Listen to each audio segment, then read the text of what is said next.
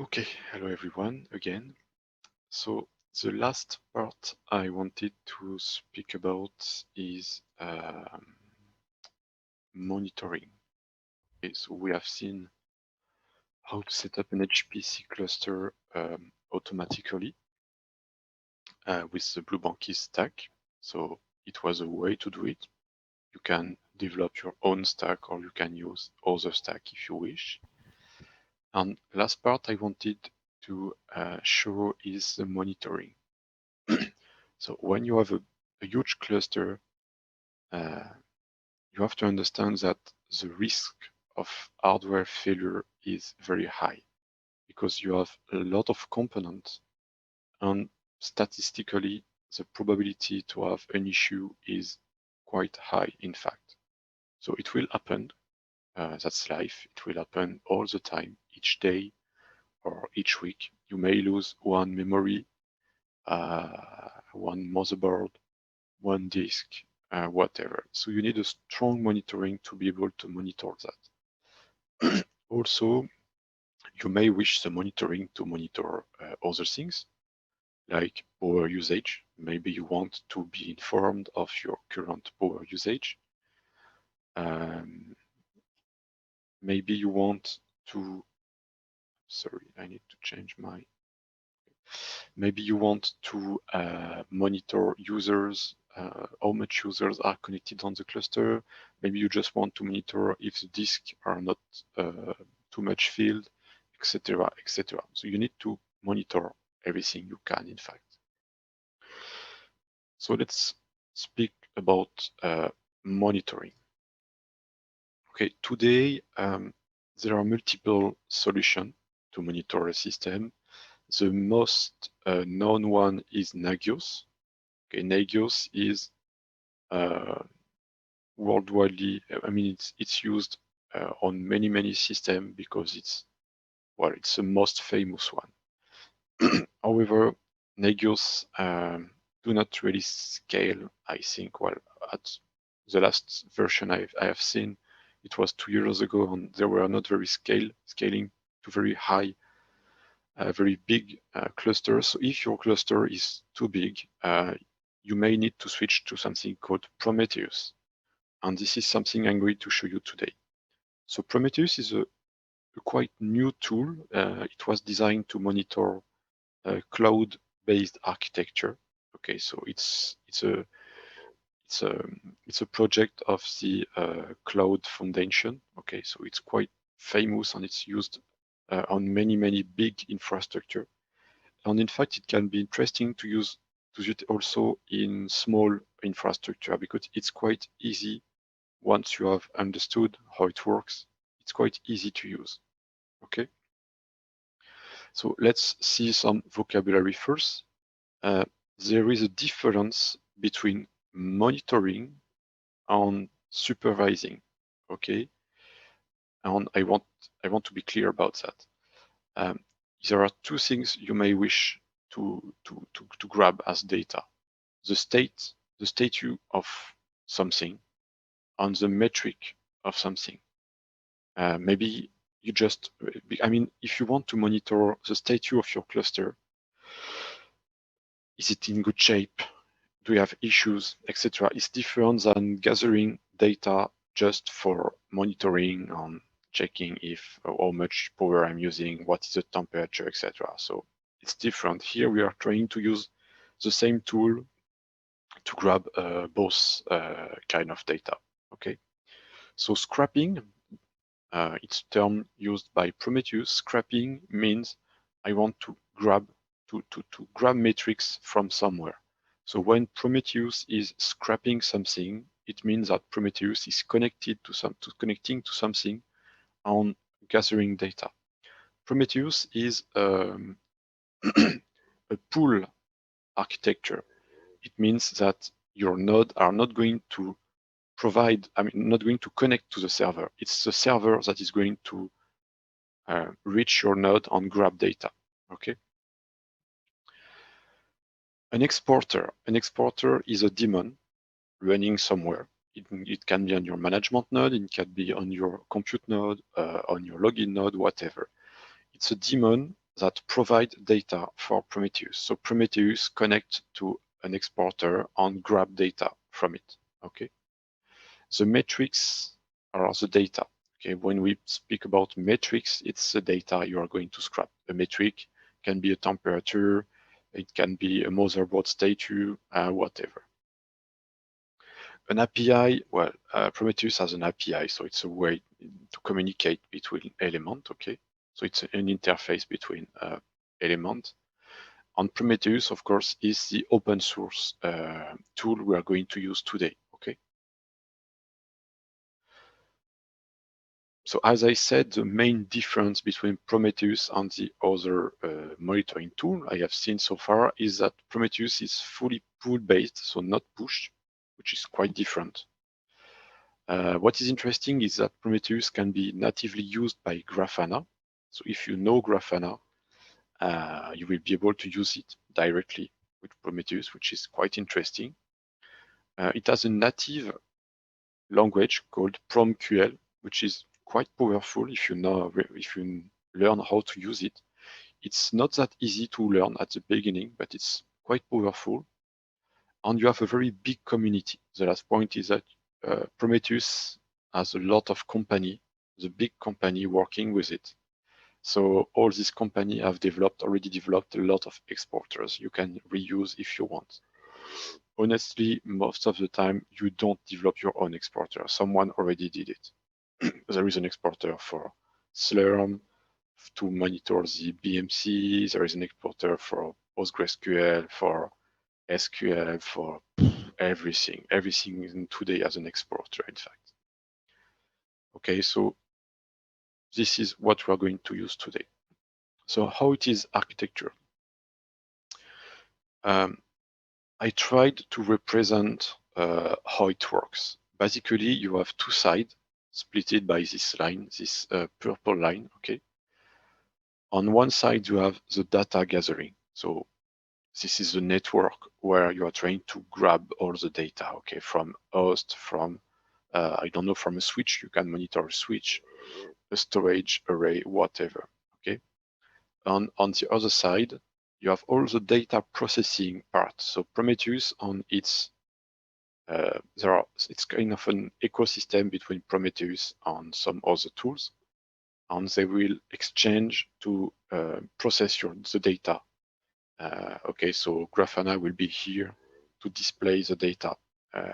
So Grafana it's very fun if you want to show your boss. You have nice curve. It's very shiny. Prometheus will centralize everything. Grafana shows things. Okay. Alert Manager is going to manage the alert fired by Prometheus. So if, for example, hey, the node C001 is in fire. Okay, it's too hot. Well, then it's an alert, so it's handled by Alert Manager. Karma is some kind of interface for Alert Manager, because you will see that native Alert Manager interface is not very cool. So they made another interface called Karma. And we have another one that you can use called AM Executor. And this one is here if you want to trigger action depending on alert. For example, you want, I don't know, let's say you have electricity power cut, frequent electricity power cut, and your cluster is connected to the batteries. So you want to monitor the batteries status with Prometheus, and you have an alert based on that say if there is a power cut longer than 10 seconds, shut down the cluster. Okay, shut it down in a clean way. Just don't let it be killed by no power. So Prometheus will grab the data from the batteries. After 10 seconds, Prometheus will send an alert to Alert Manager. Say, hey, I have an alert. Wait. Alert Manager on IAM Executor will grab. Alert Manager will send this to IAM Executor, and IAM Executor will shut down the cluster. Okay. So this is basically the way you want. Also, Alert Manager will be able to send you an email or a text message on your phone, whatever. Okay, to say hey, your cluster is on fire, or your cluster don't have any more power, or whatever. So basically, this is the way it works. Also, what you have to understand is that the whole Prometheus ecosystem is using HTTP request to do everything. Everything is based on HTTP. There are no other protocol. But at some time, you need to exchange with something that is not based on HTTP. And the good example are BMC. Okay, the BMC is a board management controller of your motherboard. They provide a lot of interesting metrics like the status of the motherboard, the temperature, power usage, etc. But it's based on IPMI protocol. Okay, so Prometheus cannot exchange with the BMC directly natively. So you have some kind of exporters that are here to translate data.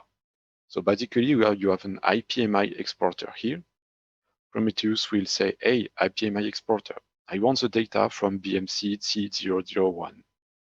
IPMI exporter will exchange using IPMI with the BMC C001, grab the data and translate them for Prometheus. Okay, so you have multiple kind of exporters. Some are direct, and some are some kind of translator for Prometheus. So the whole configuration of Prometheus in the Ansible inventory, if you want to use Bluebankies, it's in Governance Prometheus. You create a file, but basically configuration is made in etc Prometheus. Okay, so you have to create a prometheus.yaml file. You can put your alerts in etc Prometheus alerts, so you have to define your custom alerts. A node is down, a user is doing nasty stuff, I don't know, I am swapping, whatever. And you can also create configuration for alert manager, same for Karma, etc., etc. And each one is using its own dedicated port, HTTP port. Okay. By default, all the tools are able to change the native port they are using, because sometimes they will collide with other tools. Like Karma, for example, 8080 is a very common used port, so you may need to change it. It's up to you. Okay, you just have to update the configuration file to match the good port. On the Prometheus client side, you just need to start exporters you want. The basic one is called Node Exporter. It will provide native data of your system, very basic one. And if you want more, you can use advanced exporters. It's up to you. So an example of native exporter, this one, I think I should be able to grab it.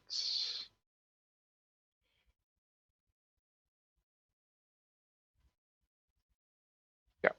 So for example, here inside my my VM here running, okay, I have a daemon called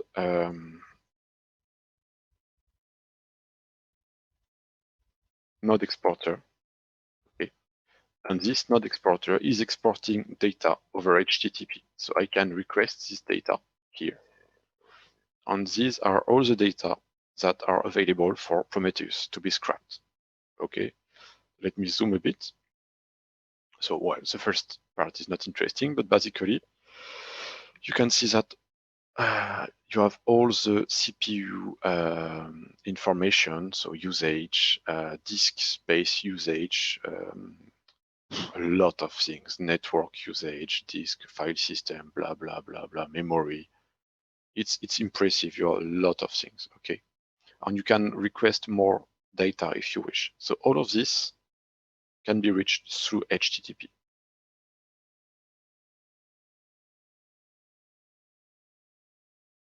So as I said, the important file is etc Prometheus, prometheus.yaml. It's where you're going to define all your cluster to be monitored. You can change the Prometheus port or retention time inside the service file. Okay, so you can update it, or you can use again in service file there is some kind of precedence mechanism inside Linux. So you can use that at your advantage also. to define advanced set configuration for Prometheus or whatever. On doing that, you can tune Prometheus to your needs. So an example of data, let me show you. So here I accessed Prometheus. Prometheus is on port 9090. Okay, so this is my Prometheus main interface. I can check here the targets defined. So I will show you the configuration just after that. Basically, I just have my exporter shown here, okay, on my management node, and it says, okay, I can reach it. It's up, no problem. Okay, and you have some label. You can work with label if you want. Everything is available. So basically, that's how it works. Okay. And if you want to graph data, so let's say I want to graph something, I want to see my CPU more than, let's say, my memory node. I don't know, active. Here you can see, for example, during the past few minutes, my memory that was used inside my VM, for example. Okay, so you can access all the data of your whole cluster this way. Okay.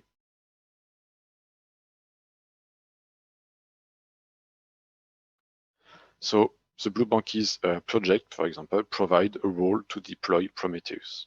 So it allows you to simply deploy Prometheus, I would say the first time you want to use it.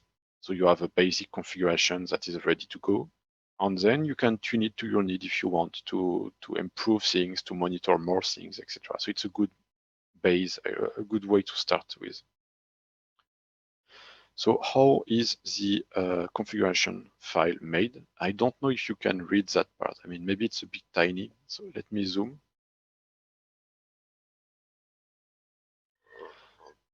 So basically, in the first part, you're going to define basic data. So what is my scrap interval, for example? Scrap, remember, it's when I grab data from something. So here, for example, I'm going to scrap data every 1 minute from each exporter list. Okay, and I'm going to check my alerts each 2 minutes, for example. Where are my alert set? So here it's my alert, for example. Where is my alert manager if I want to communicate with an alert manager daemon? And then you have to define the scrap config with a list. It's a YAML again. Remember, it's a YAML. You can see it's YAML again. Prometheus is based on YAML also. I create a list of what I want to check, what I want to scrap, what I want to gather, to grab data from. Okay, so you create a list of target to be reached. Okay, simply put. Well, so as I said, as an example, you have a lot of data from the metrics.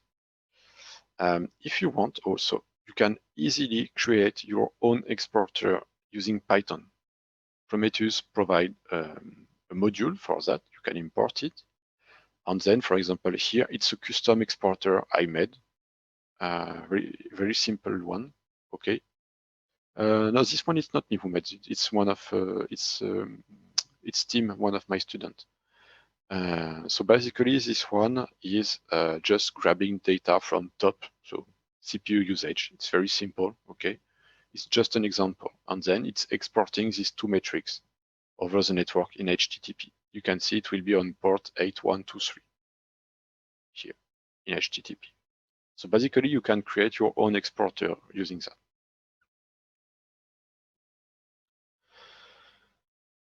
Alert Manager. So Alert Manager is here to manage your alert.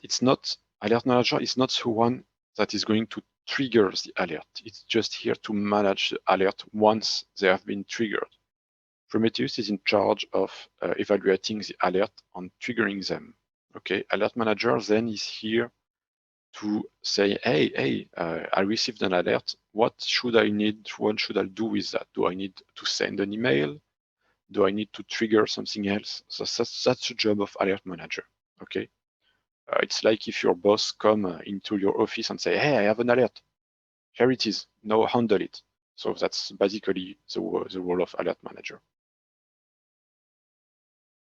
Okay, so state of an alert is inactive, pending when it's on the way to be fired, and then firing. So in my Prometheus here, for example, where is it? This one. If I go in rules here, I have an alert configured that say if one of my exporter is down, so up equal 0, for 1 minute, so during 1 minute, if it happens, then there is a critical alert and you have to trigger an alert. Okay, so let's kill our node exporter.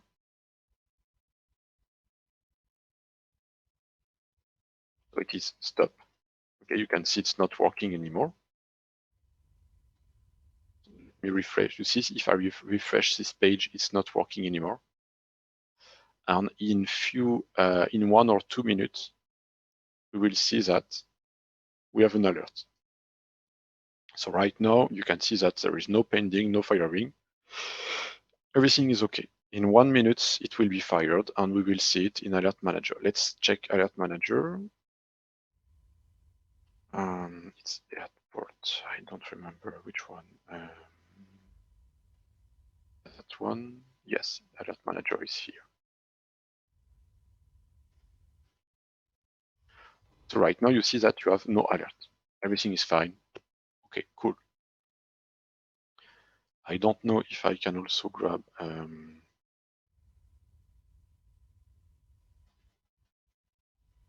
yes. So here, for example, it's Karma running also, and it says you can take a coffee. There are no alerts. Everything is fine, okay? But we know that we changed something. So you can see not my node exporter alert is in pending state. Since my exporter is down, it's not working anymore. Prometheus is starting to say, oh, this one is in bad shape. Maybe I will fire it. So right now I still have nobody in Alert Manager and nobody in Karma, okay? And if we wait a bit more, you will see that it will go in firing because my daemon is down. So you can create a lot of alerts this way. Okay, so let's continue, and in 1 or 2 minutes, we can come back here. The alert will be triggered.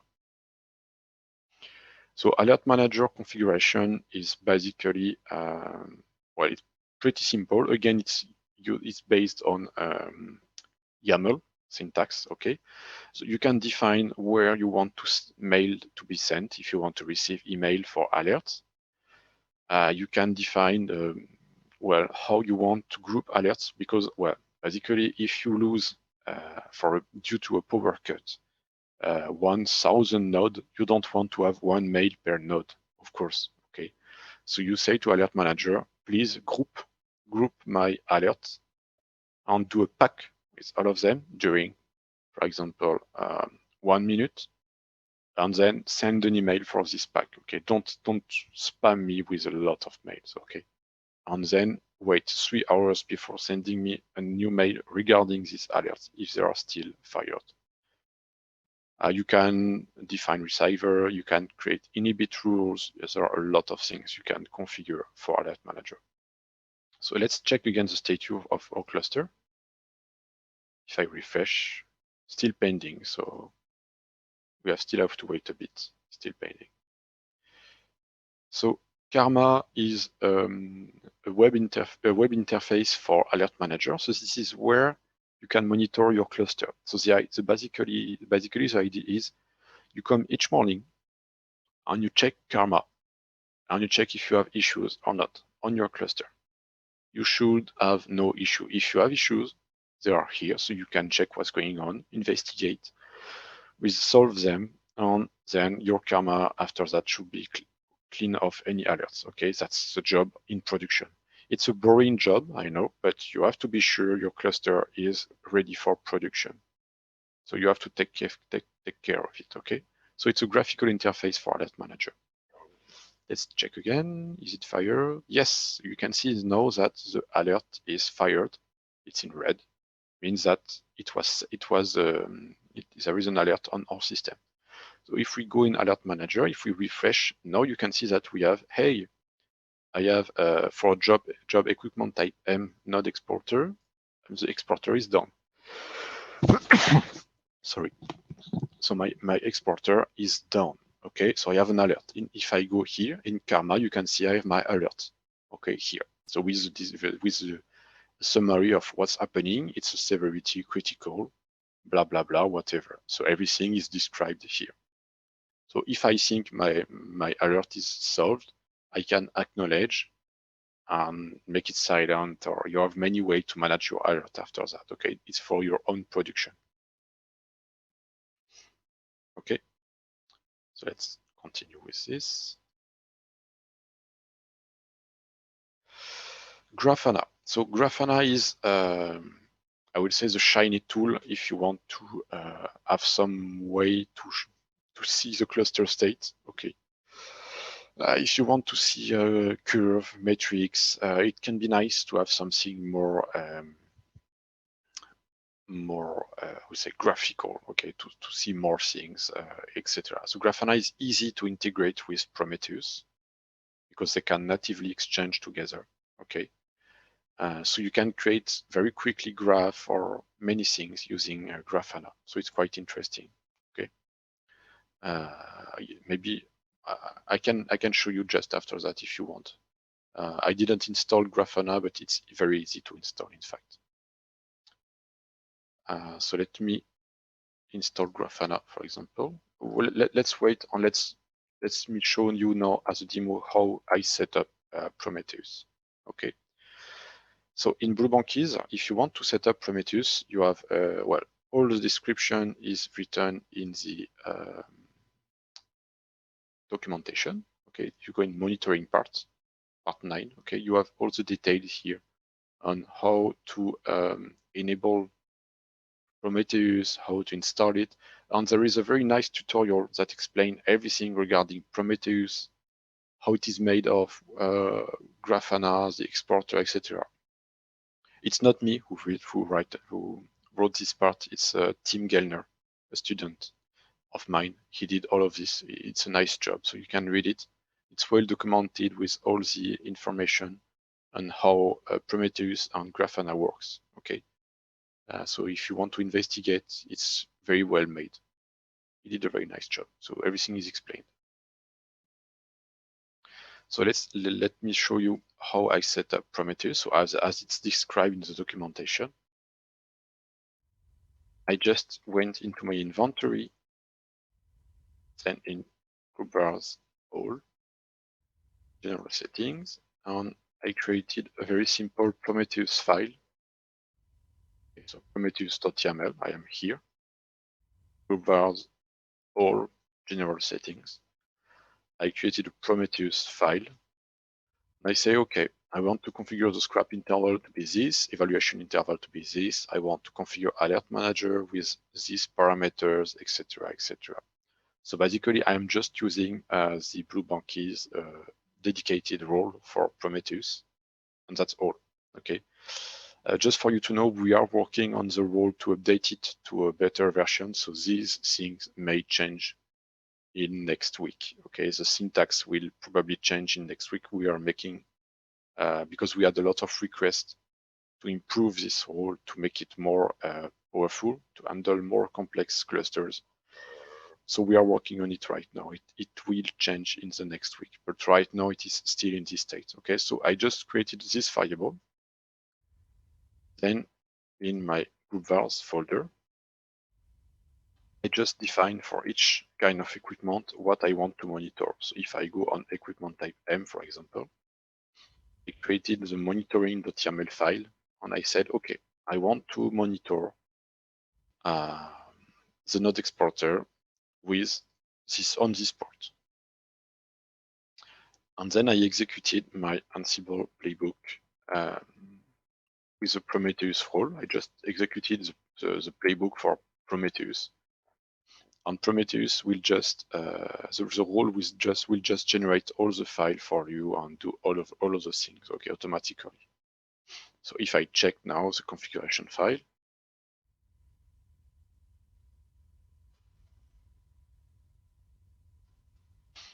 And see that it was generated by Ansible. Okay. As I said, I described, for example, for my management, the node exporter. So it's going to scrap management one on this port automatically. So it's a nice way to learn Prometheus, to use this rule, because it will generate a very basic configuration for you. And you can use it as a source to improve it yourself later if you want to create your own role or just whatever you want after that, okay? So it also installed, where is it? It also installs the, where are my package? All the package related to Prometheus, so Karma, Alert Manager, Prometheus.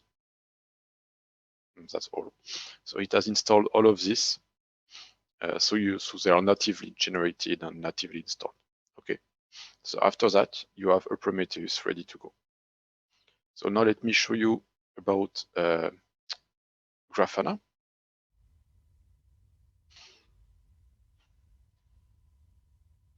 Just need to remember where to get it. Okay, so you can grab Grafana from the main Grafana Lab website. Okay, so we are going to use the open source version for Linux. And since we are on Red Hat CentOS, we are going to download this file. Okay.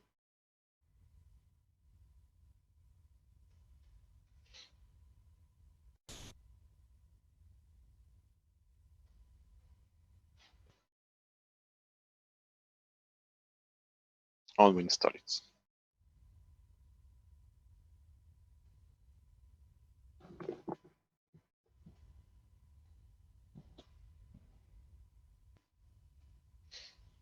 Grafana server. And then Grafana is ready to go. Okay. So you can access Grafana on the port. I think it's this one. Yes. So Grafana is listening on the port 3000. Okay. And default users and password is admin and admin the first time. Okay, so it will ask for a new one. So just use the one you want, whatever. You have access to Grafana. So the first thing you need to specify is the source of data you want to configure. Okay, so you go in configuration and you are going to say, okay, I want to use my Prometheus, you can see here, as a data source. So it's from local host, because it's in the same system.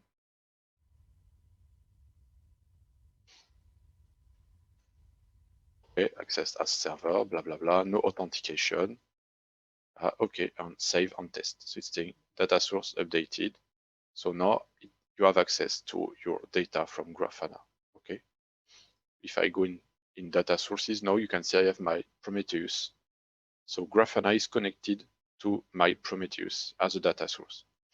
So if I create a new dashboard now, I want to add a panel here. No, I want a dashboard. Okay, here. I want to create a new dashboard here.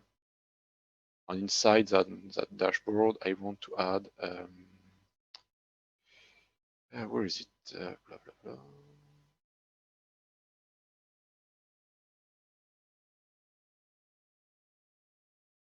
I need to remember the interface. So I want to create a chart, for example. Okay. So let's edit this one. So I want to use, I need to unzoom a bit. I want to use Prometheus as a source. I want to see, for example, the node. What was it exactly? Graph node memory byte. I think it's this one. Yeah. So we can use this one, for example. It's the same. I want to see that. Okay. And apply. I don't remember exactly. I'm going to lose it. Where is it?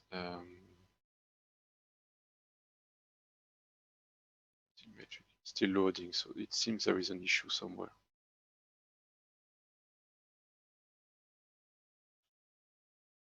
It seems my Grafana is not well connected. It's not grabbing the matrix. I don't know why, honestly. Well, that's the demo effect. It never always works during the demo. Anyway, so this is Grafana, so you can see you can access to your source, and you can create dashboard. Okay, to create something. So let's import a dashboard here.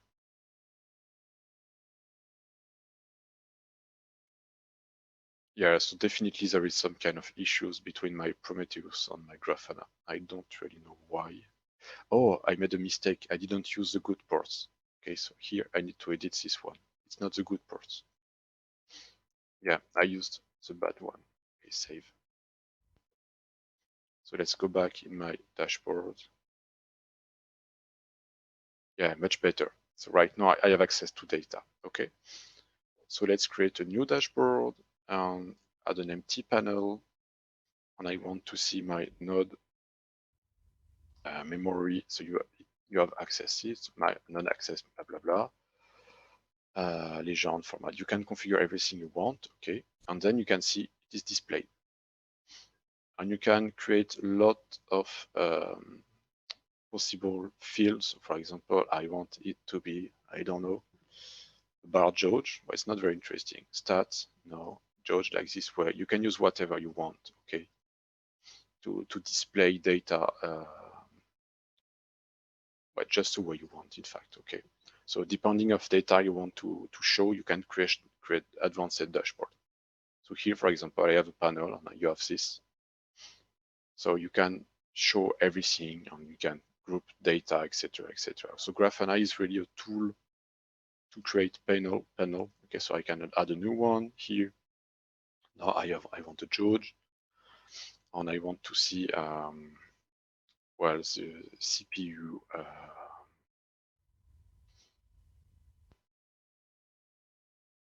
This one, for example.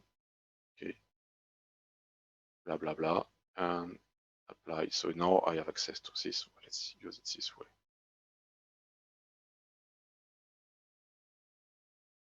Etc. etc. So you can create a lot of things using Grafana dynamically. Okay, so it's a very known tool. It's very nice, and it can be interesting to have some kind of two-screen configuration into your desk. Okay, on one screen you have Karma with all the alerts.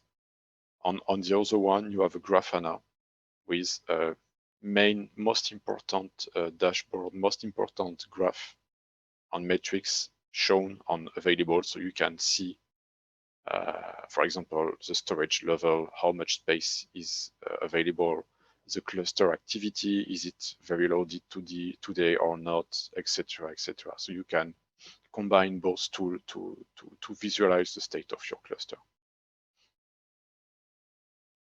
Okay. Do you have any question regarding the monitoring part?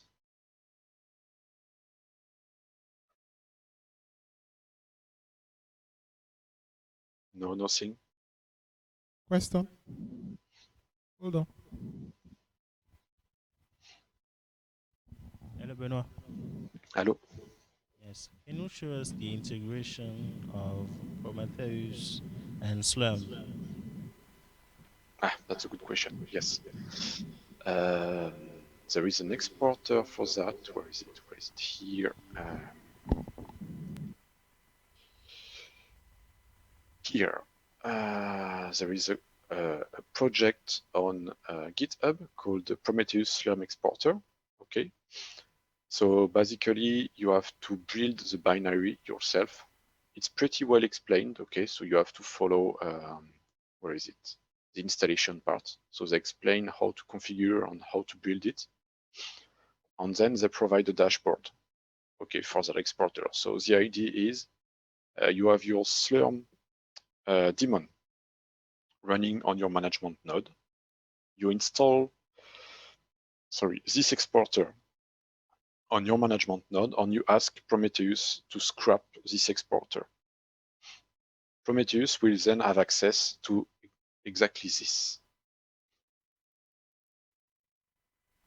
It's not starting.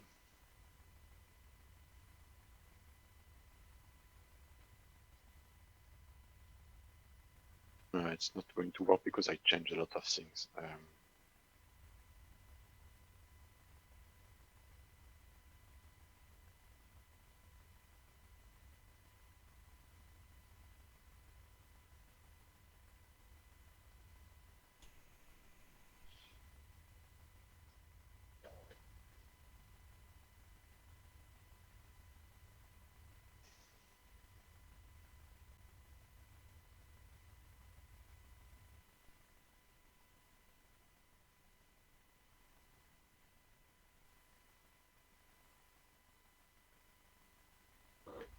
So basically, you will have access to what the sinfo command can show you.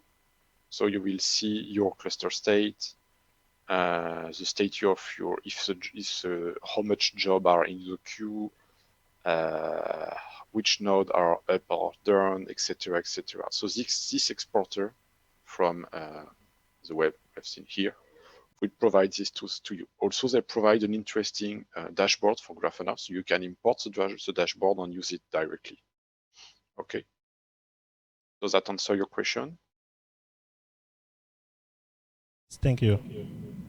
You're welcome. So as I said, there are a lot of exporters available over the web, so just find the one you need and use them. Don't hesitate to do that. You. Welcome. Other question? Yes?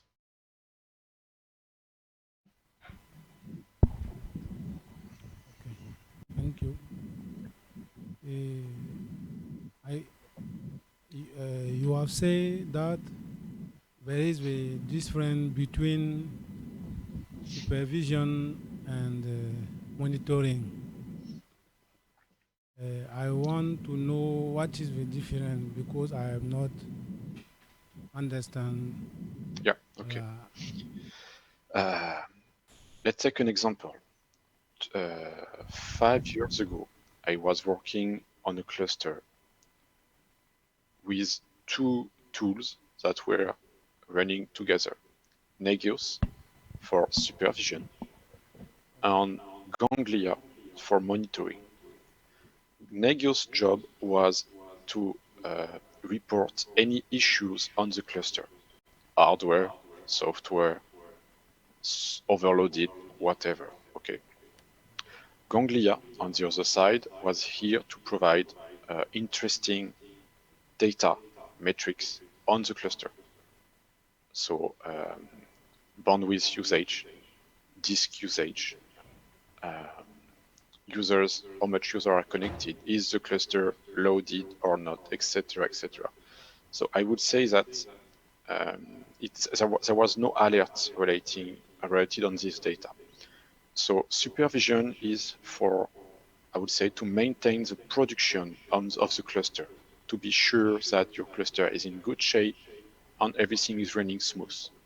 Monitoring is data interesting to understand the cluster, but not vital for the cluster. It's not for production. Okay, you see what I mean? So it's data for you to understand how your cluster is used, how you can anticipate things, etc., etc. But sometimes the frontier is not very clear because you may base some alerts depending of monitoring data. So it's not very clear. But basically, that's, I would say, the difference between supervision and monitoring. Monitoring is for you to know, to have some knowledge on your cluster, but that's all. Supervision is to ensure production and smooth usage of your cluster. So alerting, in fact. Does that answer your question? Thank you. If I ask you the question, because I have deployed, there are several years, Nagers. Then I've said that it is monitoring and supervision tools because there are some modules we can integrate uh, uh, to yes To grab data, you mean yes. for money? Yeah, I know. Yes. Yeah, in fact, the frontier is not very clear because some tools like Negios using modules can do both. Nabix, same, Zabbix can do both using external modules. Prometheus, here we are using it to do both, etc., etc. So you can, well, the frontier is not very clear. For us, we can say that supervision is really to maintain production, monitoring is for scraping data to have knowledge of your cluster. But in reality, when you use the tool, you are right, they are often mixed together because you need one to do the other, etc. So yes, Negios can do both, for example. Shinken can do both, it's like Negios. Zabbix also, etc. But for example, I have seen more supervision with Negios than monitoring. It's more suited by default without external tool. It's more suited for supervision, Negios. On the opposite side, Prometheus is more suited for monitoring. Supervision with Prometheus is not always easy. Some users are combining Negios with Prometheus, for example. Thank you. You're welcome.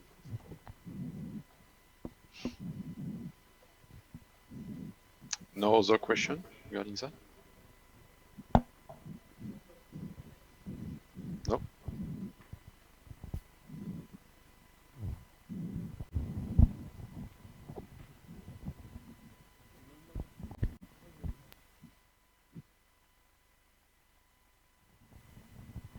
No other question. Okay. It's 3, so let's finish and we can proceed on the last practical part.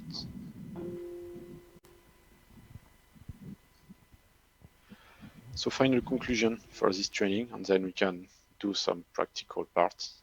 So yes, this tutorial covered, well, I hope a lot of generic aspect. I hope you learned a lot with this. Okay, so manual way, Ansible and Bluebank keys. So it was a mix of what we can achieve on an HPC cluster.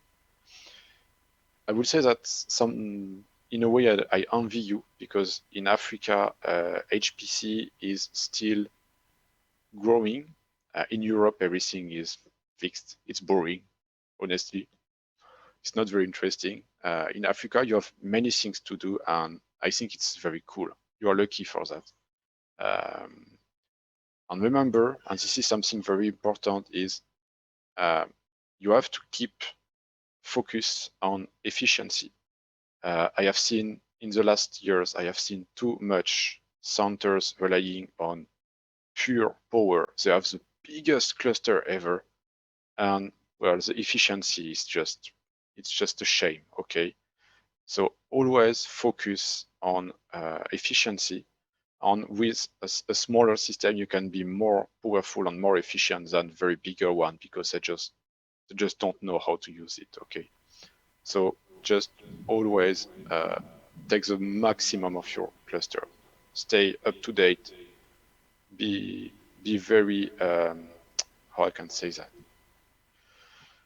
Curious. Be very curious and always keep up to date. Okay, that's one of the most important part of the cluster. Thank you. So thank you for following this training. I hope you had fun. I hope you learned a lot of things. So take the time to continue the practical session. Okay.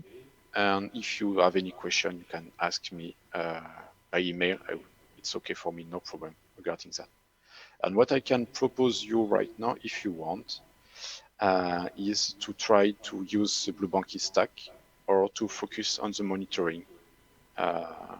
I have 2 tutorials available, one for Bluebank, one for monitoring, so it's up to you. For the end of this afternoon. So we can practice both of them, and it's up to you which one you want to do. So which one do you want to use? Blue Monkey. Let's allow the online participant to also say something, please. Online? What do you want us to use?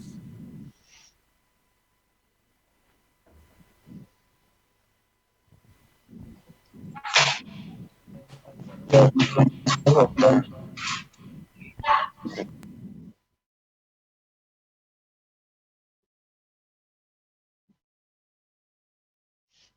There is nobody online. Can you hear me? We can hear you. Yes, I say that I think that we can use both of them, both of the training. Okay. What I can propose is I will show you both of them. So the first one is based on the documentation of Bluebankies. Okay, so you can start with, where is it? It was this one. Okay. So basically, the idea is to continue what we have started yesterday with Ansible, but move on to configure Bluebankies and deploy it. Okay. So you can grab the whole Bluebankies repository. I created a pack for you yesterday evening, so you don't have to grab them manually. So in your VM, you can download the whole Bluebankies repository. Okay, then you can tune the inventory the way you want. So what I have shown you this morning, deploy the stack on the management node, so on your main node, and try to deploy other node if you wish. Okay, so that's one way to go. And the second one, I need to send the file by email. It's give me a few seconds. Where is it? Yes, this one. It's a small monitoring guide on how to install the first with Bluebankies, but then manually how to install Prometheus, how it is configured, and how to create your own exporter for Prometheus. Okay, if you want. So I can send this file by email, so you can share it between you, or I can put it online, of course, also it's okay. You can do both if you want, and I am here to answer your question. I will put this file online right now, okay? So you can access it, you can download it. You can also send it to the mail. Yes, yes, yes. I will do it right now. So it's up to you, and I am here to answer your question during 1 hour more, and then I will need to leave. Okay. So let me send it by email right now.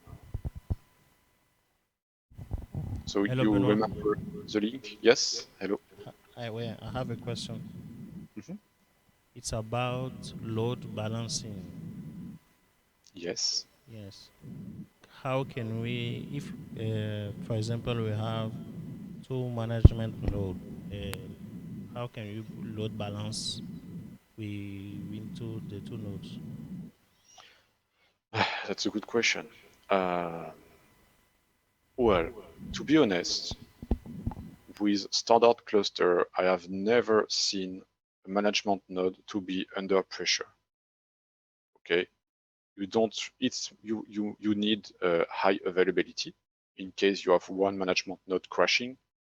But honestly, load balancing on the management node is not. I have never seen a very big need for that. Okay, I have seen more load balancing for login node, for storage, things like that. But anyway, if you want to enable load balancing, you have multiple strategy. You can, first of all, rely on each tool native load balancing. Okay, so for example, if you want to load balance the DNS, there are mechanisms internally for named to be able to have some kind of master DNS, slave DNS on the clients. They do some kind of run, first time they will contact the first one, then the second one, etc. So it's automatically run. Regarding HTTP, you have native load balancer that are quite efficient. But again, to be honest, on the management node, you don't really need load balancing. However, if you want to enable high availability On this, I can understand. Hello. Let's say for the login node, I Oh, think this one is important. yeah, for the login node. So you want to spread the users between different login nodes, okay? Yes. I never did, to be honest, I never did that because I don't have my own cluster, but it's a good question. I don't know. Sorry, I cannot answer this question. I don't know, to be honest. I have Okay. already seen that. I've already seen that, but I don't know how to do that. Okay. Thank you. So I will not lie. I don't know. Okay. Thank you. You're welcome.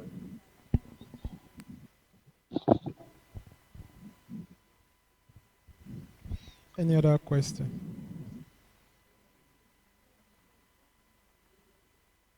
Question?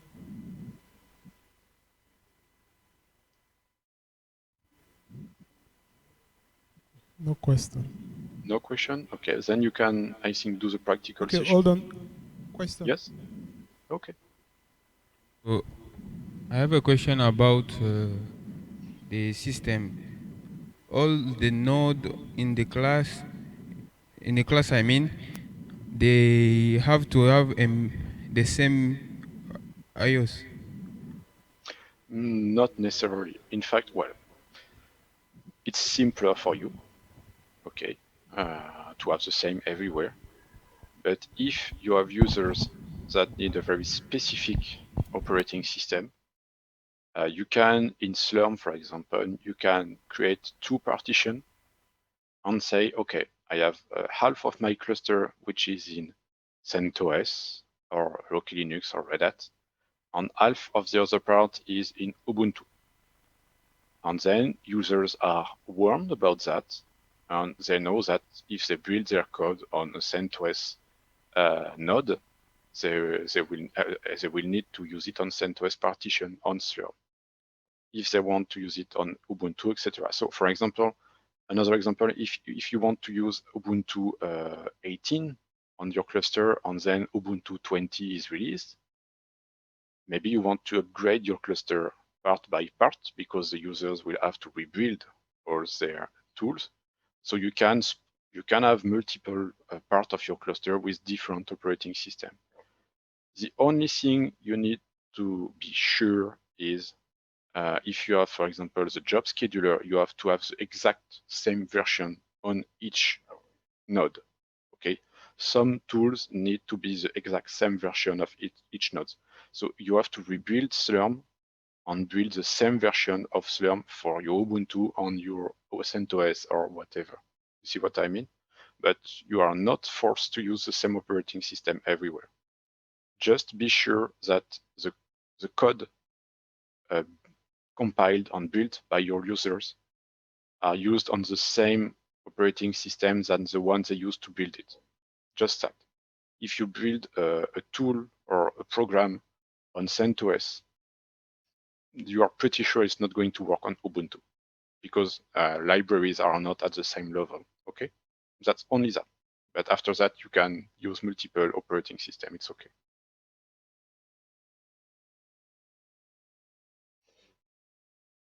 Does it answer your question? What you're saying in summary is that it's always better to use the same OS in your cluster. It's simpler, yes, It's simple. much simpler. But sometimes, for example, when you want to upgrade to the next version, you will be forced during few time to have two versions. And if you really need users to have their own environment, use containers. Okay. If you have a user say, hey, you are on Ubuntu, but I have a very specific need and I need to run on Fedora, for example, then say, okay, no, my cluster is in Ubuntu. You want to use Fedora, you use a container. No way I will install Fedora on my cluster because I cannot handle all the distribution. You see what I mean? But yes, it's simpler to have the same everywhere.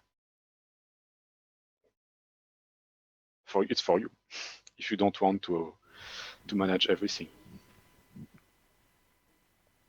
Okay, thank you. Any other question?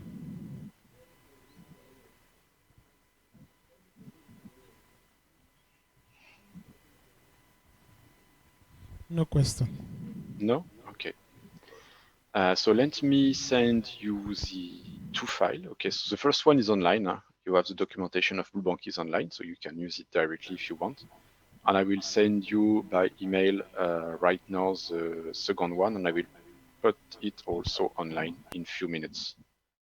And you can do now these two practical sessions, and I will be here during one hour to answer any more question. If you don't have finished the first practical session, do not hesitate to continue. Okay, thank you.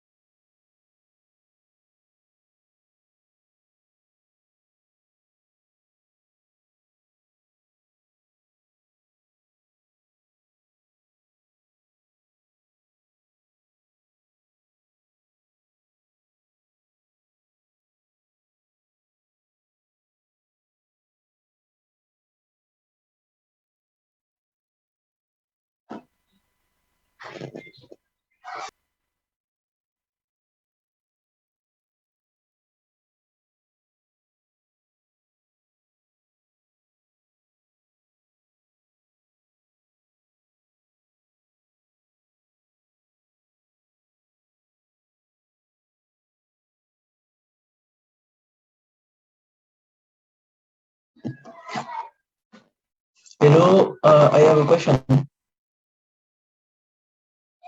Yes. Okay, I would like to know the different steps to do a full upgrade of an HPC infrastructure. That's a good question. I need to do a schema to do that because it's more complex than it seems. Okay, give me a few seconds, please. You see my screen? Yes, I can see your screen. Okay, cool. So in your system, you have the kernel.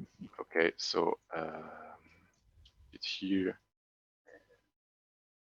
and create a line around it. Okay, so you have your kernel. Up this way. Okay. With your kernel, you have some, I would say, kernel modules related to your hardware. Okay, so you have one for example, the InfiniBand, but you also have one for your GPU, so NVIDIA. You may have one for your storage, so let's say Lustre file system, but it can be GPFS, whatever, etc. So everything is connected together, okay, and with exact version level. You cannot use a module for a specific kernel on another kernel, okay, except in certain conditions, but here you cannot use that. So when you upgrade an HPC cluster, let's say I want to upgrade it, there are two, I would say there are two kinds of upgrade. If you do just security fix upgrade, so you keep the same kernel, it's just a new kernel, but with a fix, a small revision, okay?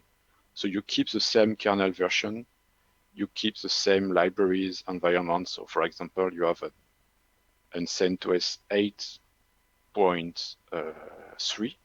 So you have the kernel of the 8.3, you have the libraries of the 8.3, etc., etc.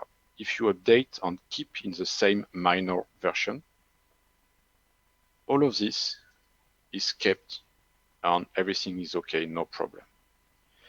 If you upgrade to a newer kernel, so let's say you upgrade to CentOS 8.4 if you're on Ubuntu and you upgrade from Ubuntu 18 to 20, for example, your kernel is different. So let's put it in another color. Okay, your kernel is different and it do not match anymore the module. So it's not working anymore. So you will lose your whole ecosystem. You don't have your InfiniBand, you don't have your storage, you don't have your NVIDIA driver, etc., etc. So you will lose everything. You will have to redo again all of this. So my recommendation is the following when you want to upgrade an HPC cluster. If it's only a small upgrade, a security fix, a small kernel fix, but you keep with the same version of operating system, you should be able to do it on the fly. Okay, but just to be sure, always update few nodes, wait few days, and if everything is fine, update everyone, it's okay. Okay, but be always careful. So this is for a minor update. If you need to do a major update that is going to break everything like this, you need to wait for each vendor to provide the needed module. For example, let's say Red Hat release the latest Red Hat. So, well, yeah, there is a new Red Hat 8.4. I need to migrate to it. No, you cannot do it right now. You have to wait for Mellanox to provide the module for Red Hat 8.4. You have to wait for NVIDIA to provide the driver for 8.4. You have to wait for Lustre to be compatible. So you have to ensure you have everything ready before upgrading. Then upgrade one node of each kind. Test, is everything okay? Yes, then I upgrade the other node. And the last upgrade possible is with a major version. So you want to upgrade from Red Hat 8 to Red Hat 9. Okay, so it's a big jump. Then it's much more sophisticated because if you do that, not only you will lose that, okay, but also your users are going to need to rebuild all their program.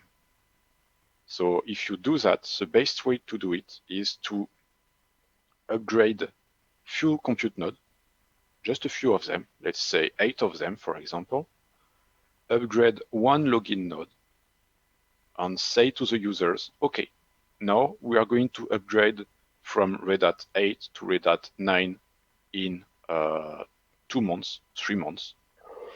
You can access to the new environment here. You can submit job on this new environment from here using this partition and so on.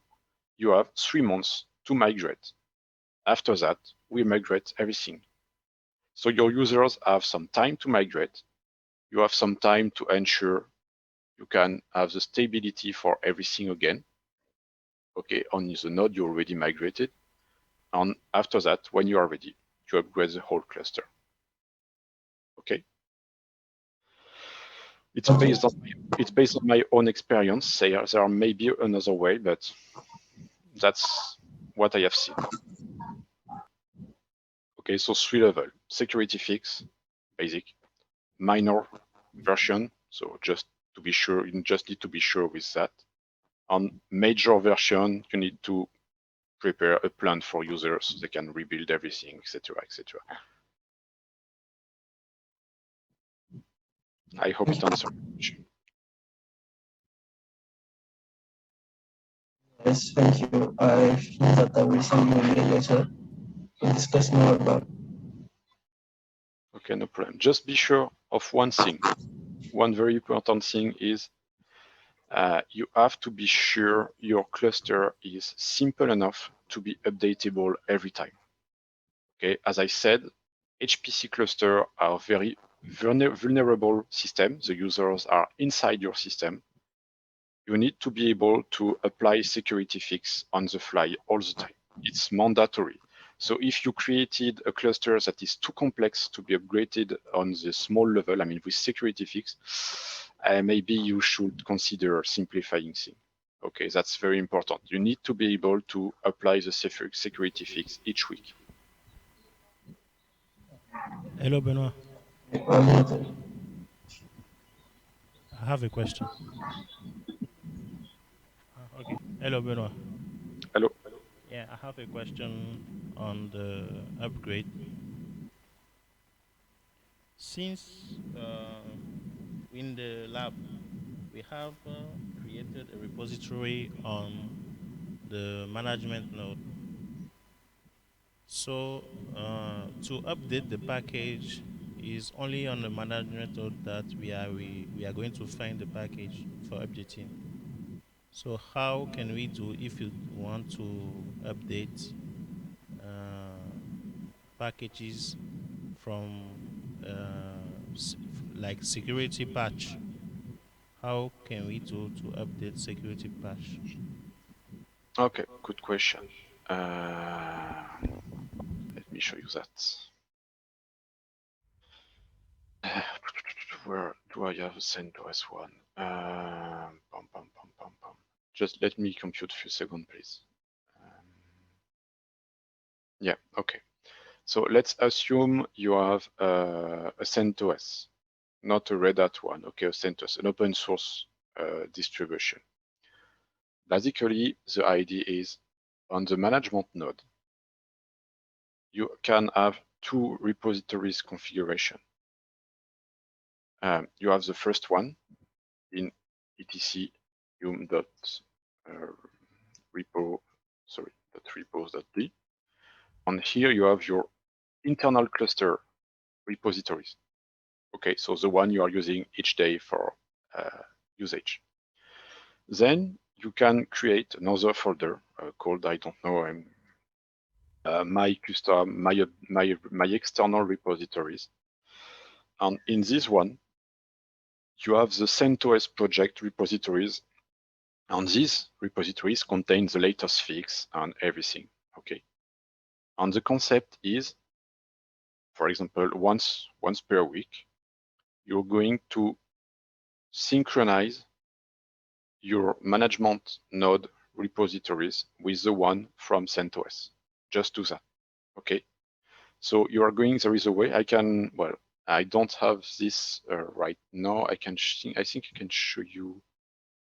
Give me a few seconds. I think I can show you from somewhere else. No, not this one. There is a way to say, okay, I want to only download package from an external repository and create a new one locally with at the same level, in fact. So you just dump the repository from CentOS with all the fix, you put it on your management node, and then you use this as a source to deploy your whole cluster. So you are sure everyone is synchronized with the current level of what is on your management node. You see what I did? So you have one step, grab from external, store it on your management node, then use this one as a source to spread on your cluster. Okay.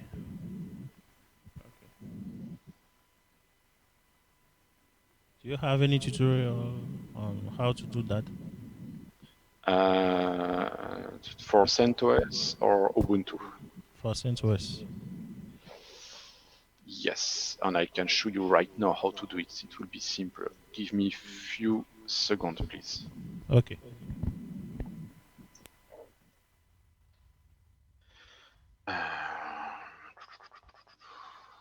This one, and then,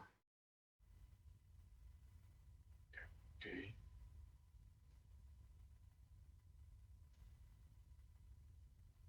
Where is it?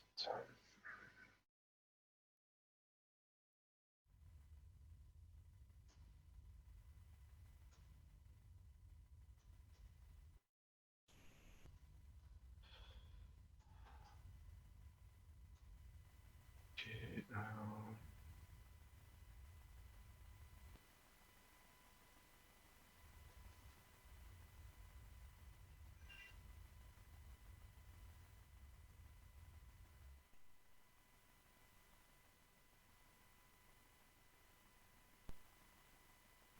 just need to find where I put the script, so give me a few seconds.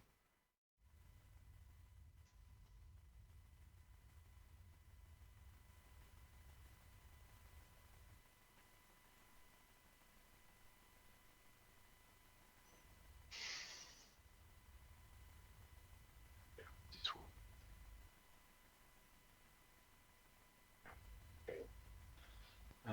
Blah, blah, blah.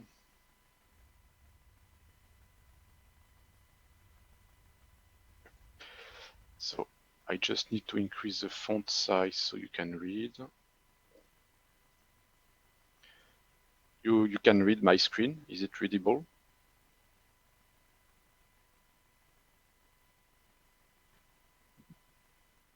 Hello? Yes. Yes. It's readable. Okay.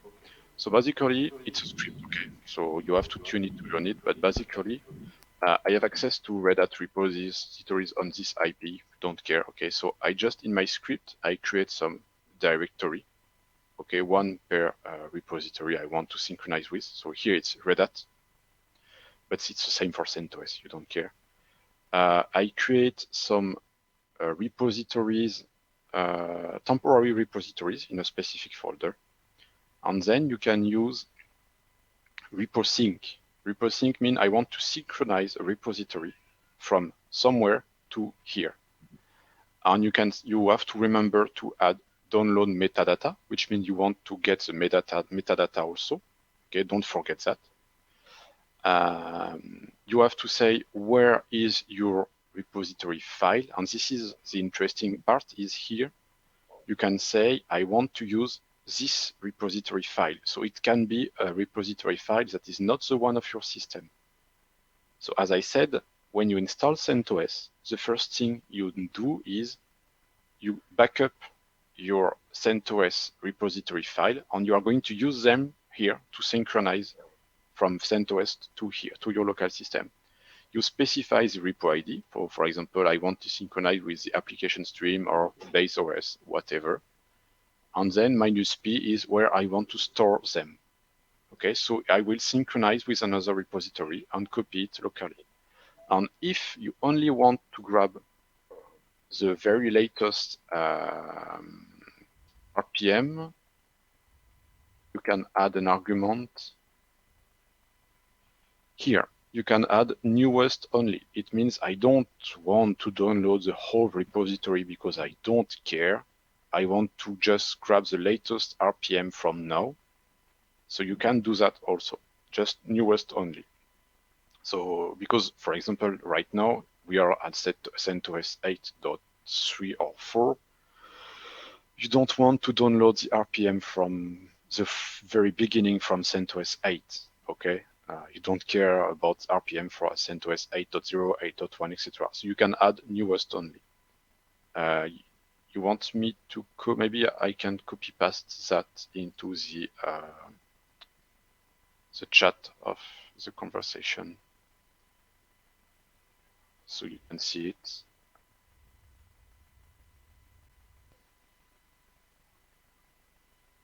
Blah blah blah. Yes. So here it is. I just copy paste it in the chat of the conversation, so you can see it if you have access to it. So that's how you can synchronize. Always grab latest RPM from your trusted source, CentOS, Ubuntu, Red Hat, whatever. Dump them on your local system and use that to spread your configuration. Does it answer your question? Is it okay what you have seen? Oh. Yes. Thank you. You're welcome. Do you have access to the chat? What I just copy paste? Hello? Yes? Yeah, I don't have access to the path, but I'm searching for documentation online. It's okay. Thank you. Okay.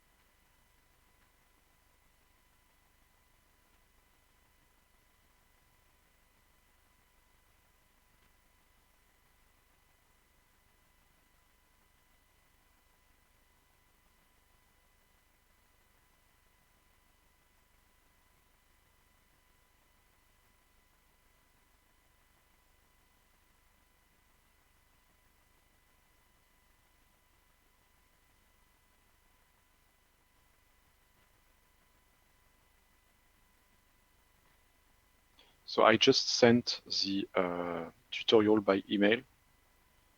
I don't have access to the mail of all participants, so I think it will be spread to you soon. So all the organizer, I have access to, I send it to everyone.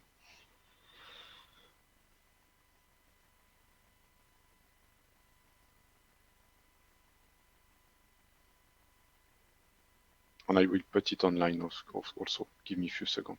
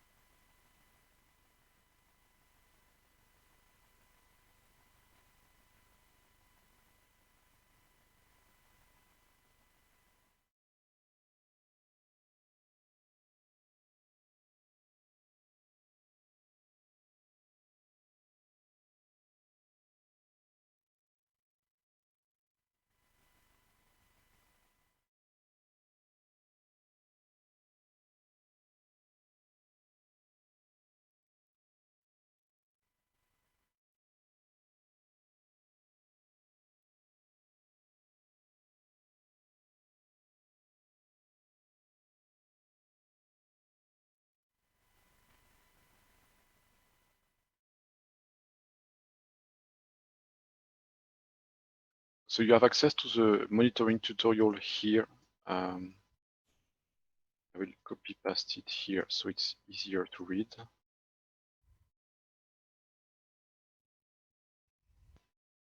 Okay, so you have access to the tutorial at this link. This one is for the monitoring. You can grab it right now if you want.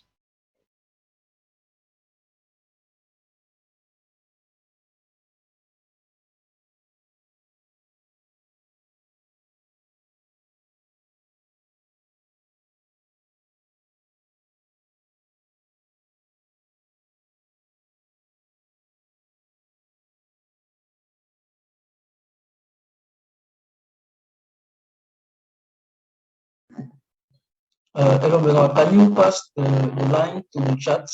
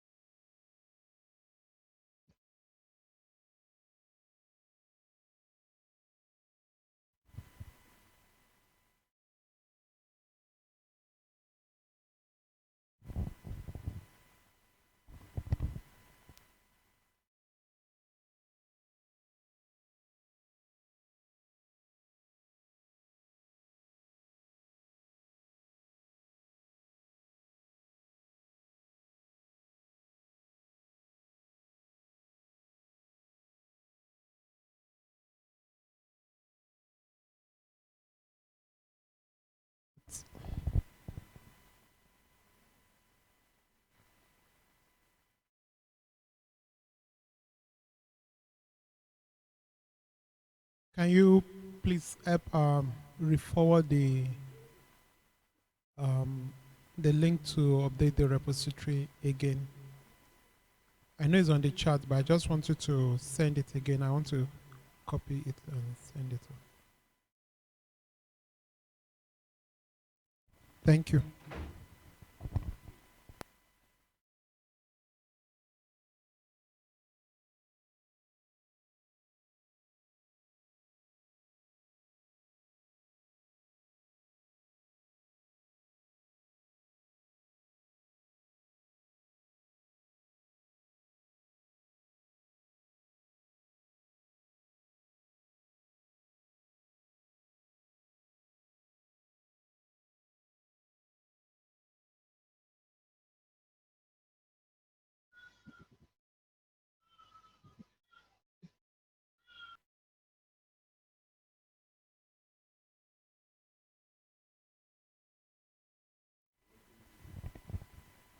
Bernard, can you unmute yourself? Yes, sorry. Yes, I just said that if you, I don't know the tool name for Ubuntu. There is a tool to do the same thing.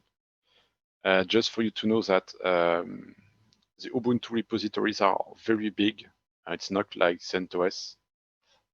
So if you want to synchronize the Ubuntu repository locally, you need a huge, big disk space available. I don't know how much, but I think it's very big.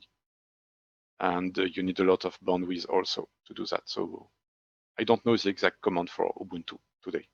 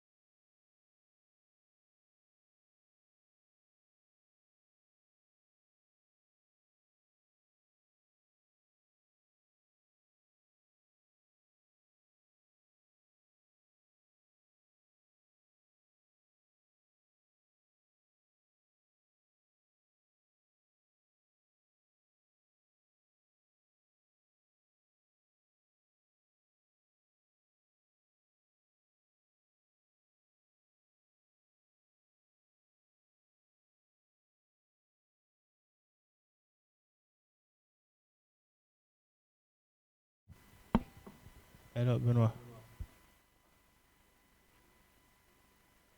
Hello? Yes, I have a question. Mhm. Yes, it's about logs. Mhm. Does Prometheus are connected to the all the logs of the system, or we have to install another tool like syslog? Yeah, you have to install another tool. In Bluebanquis, you have a role for that, but basically what it does is, give me a second, where is it?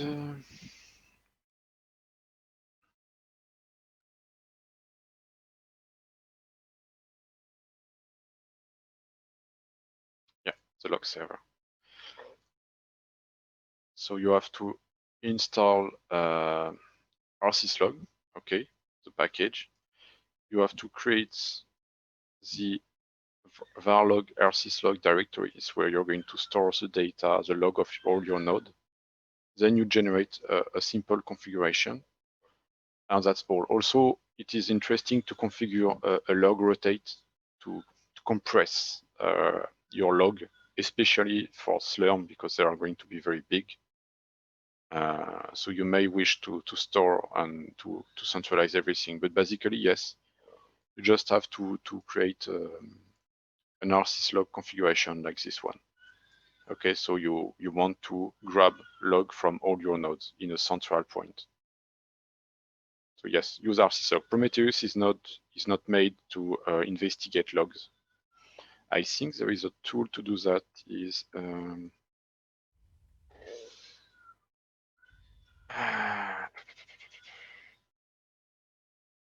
I think this one. Where is it? Yeah, Elasticsearch. I am not sure 100%, but I think I have seen this tool to be used to investigate logs. I'm not sure, something like this. Okay, but basically it's rsyslog to centralize your log.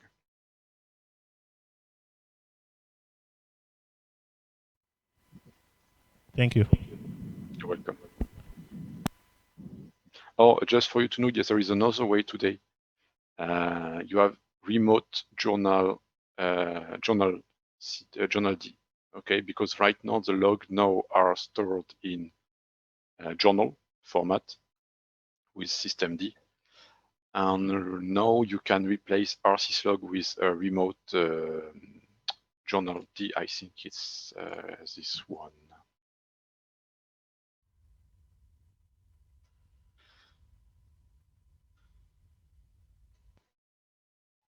Yeah, this one, systemd journal remote. So it allows to centralize your journal into a single system. Okay, so it can be used instead of rsyslog. I know I have to investigate that for Blue Bankies. Honestly, I still didn't add the time to do it. But yeah, I think it's an interesting move. Okay. Okay.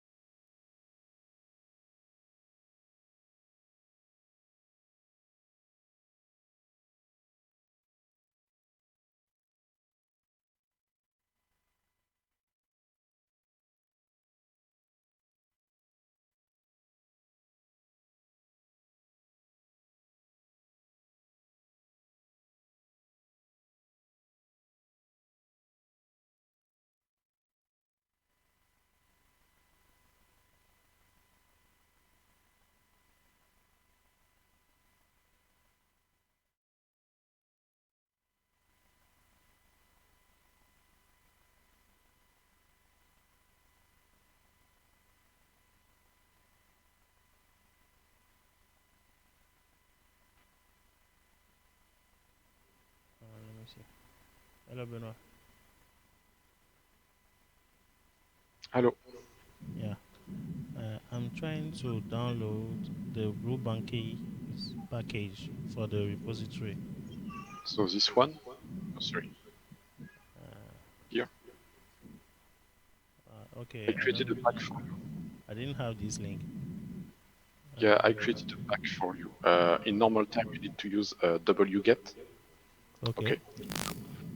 But since it's boring, I created a pack ready for you.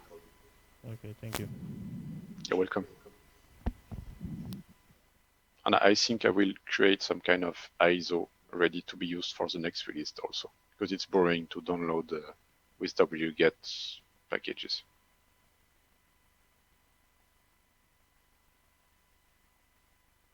Oh, or maybe you want to try the reposing, if you want. To do is You can do it download the this Blue way. Bankies and build Look, my own ISO, yeah, small ISO, the TP that you did let's in the let's morning. let's try it. Let's do it. mkdir keys. Let's create the file.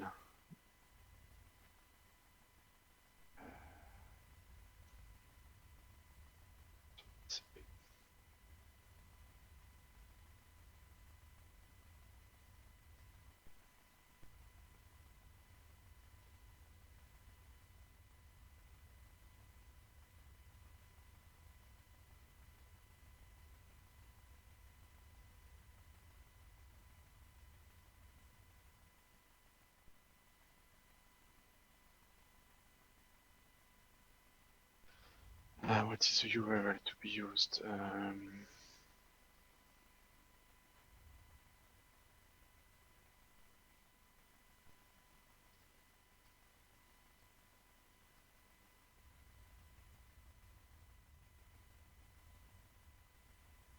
Here, so you can see I am going to download the Bluebonkies web using this URL.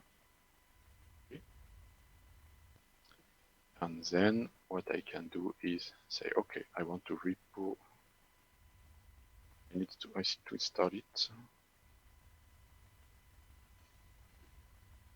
Util.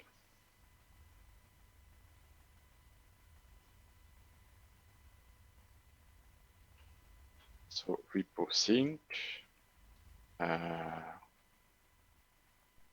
download metadata,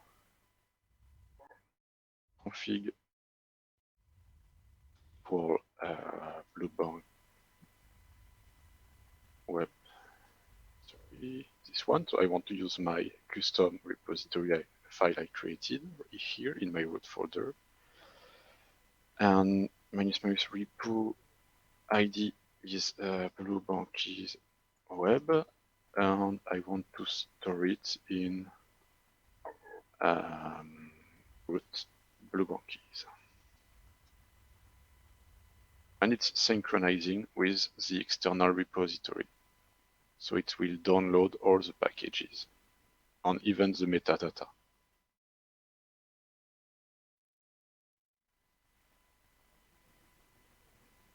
Hello. Yep. Yes. When this will finish, you will go back to the command line that you enter. Okay. Just for you to have everything. So this is the file I'm using here. Oh. Okay. And I add okay. the connection. ID. Okay. The ID is the one used here. Yes. So that's an example. Okay. Yeah. Thank you. You're welcome. I should add that in the documentation. So you can see now in my folder, I have my package on my repository data.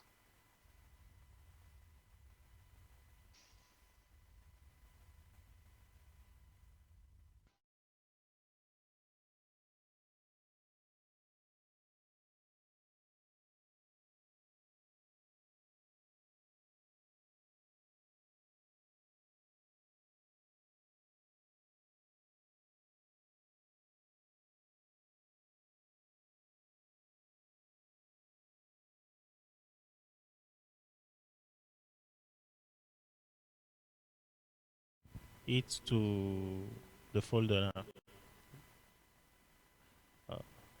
We can So directly download in the folder. yeah, yeah. Here I specified the folder where I want to download it. Okay. -p.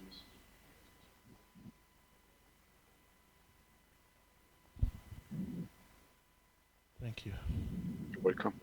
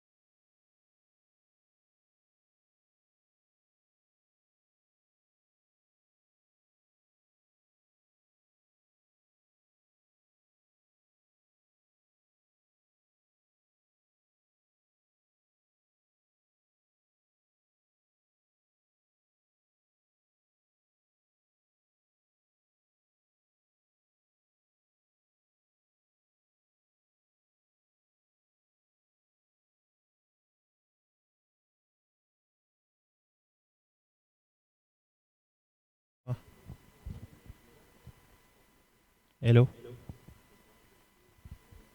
Hello? Yes. I'm trying the repo sync, but I don't have this package.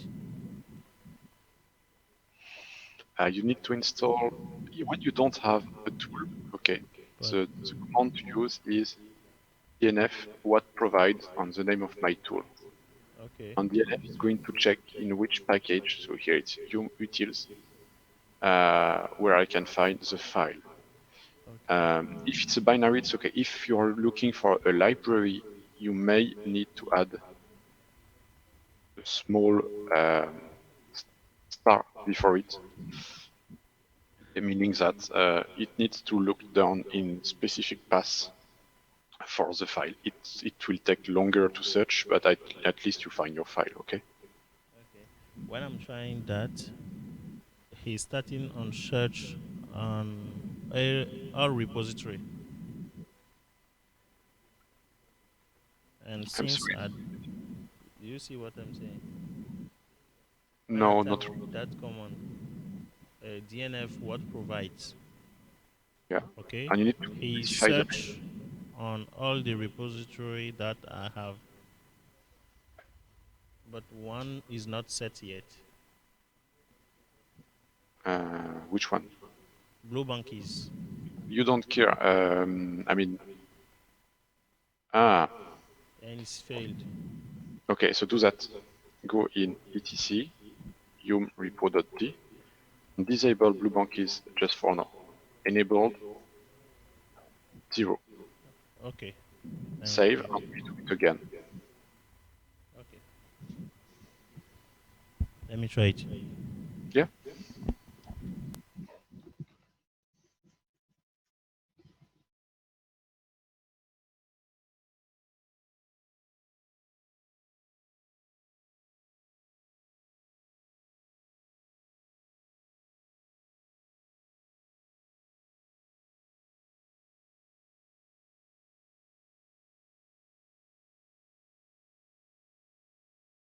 It's worked now. Thank you. Cool. You're welcome.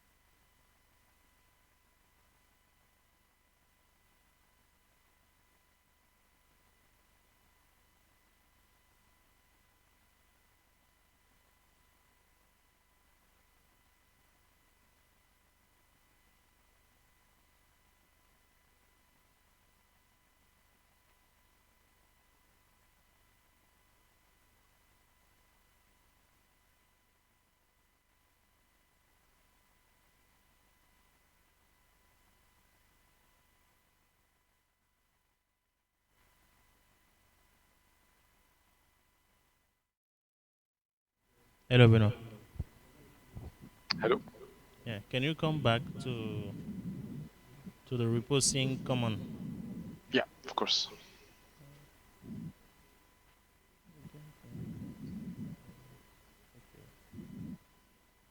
Okay. Okay. Thank you. You're welcome.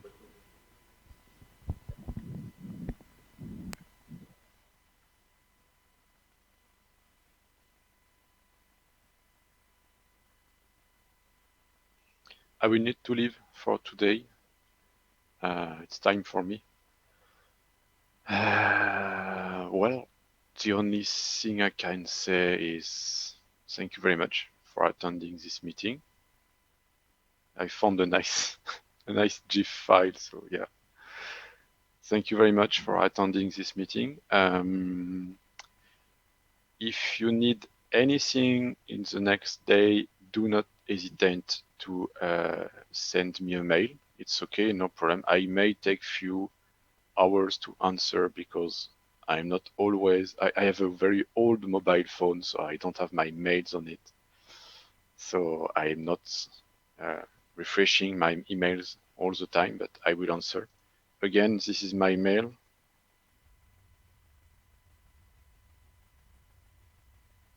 Oops. This one. So if you need anything in the next days, do not hesitate to ask by email. Okay, I will try to answer as soon as possible. And if you have any feedback on this training, because it's the first time I do it, so there might be few issues, a lot maybe. Do not hesitate to report them or to provide feedback. I will be very interested. So thank you very much for attending this meeting. Okay. Yeah, I really want to appreciate your commitment to this training. And on behalf of the local organizing committee and also the sponsor of this program, this workshop, we really want to say thank you very much. We really enjoy your session and it has greatly impacted on us. And I also believe the relationship has just started because quite a number of us, we go to practicalize most of what we have learned today. And then you begin to receive many more questions because I know there will definitely be challenges. So thank you. You have given us your email. So we'll be expecting bombardment of questions. Maybe probably in 2 weeks' time. It's okay for me. Thank you very much. We look forward to more relationship. It was a pleasure for me. So thank you for following my training. Yeah. So thank you. Everyone, have a nice day and enjoy the end of your workshop. Okay, and also let's say thank you to your colleagues, Kamel and Tom. They've also done great. So help to pass our appreciation to them also. I will do that just right. We really enjoy you people's session. Thank you. Thank you very much. Thank you. Then have a nice day. Have a nice day, everyone. Well, please can we all say, rise up and say thank you to him and give him a round of applause. Thank you very much. Thank you very much. Thank you. Then have a nice day, everyone.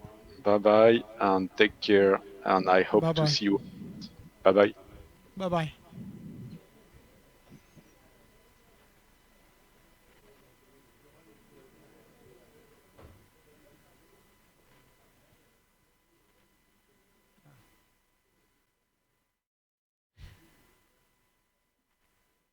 Yeah, for our online participants, we can call it a day now. Tomorrow is going to be another session.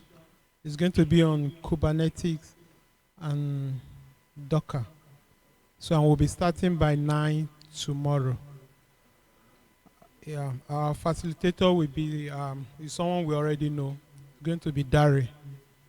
Then on Friday we'll be doing security. The person is also He's working for WordPress, so he'll be coming from Lagos tomorrow. But for the Kubernetes and Docker, it's going to be Dari that will be taking us that session. Thank you very much for your cooperation. Any question? Both from the online participants and we present here. Question? And then a reminder also, the online form, please, let's ensure we fill it. So another form will be sent today for Benoz. So please kindly fill it when you see it on the WhatsApp. Thank you.